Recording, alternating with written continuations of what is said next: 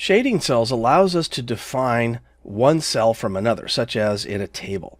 So let's say that I'd like to shade these three different cells. So what I can do is under the Home tab, go over to the Fill Color, hit the drop down, and then choose the shade that I'd like. I want to be able to see the words underneath it, so I'll just choose a light one here, and we'll click on there, and there's our shade. So now I can go ahead and type in other things, and you can still see it. And then if I want to type underneath it, then you know that this is a header category.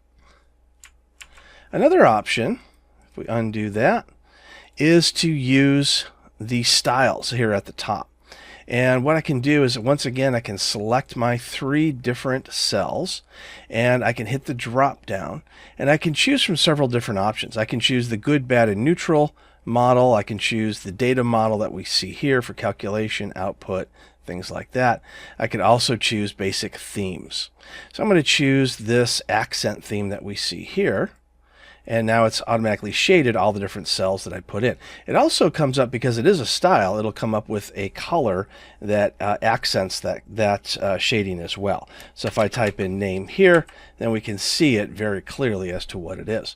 And if I'd like to change that, I can do that. I'll just hit the drop down, and we'll choose a, let's say, calculation one. So not only do we see the shading, but we also see that the color makes it so you can still see it very well. So that's how you shade cells in Microsoft Excel.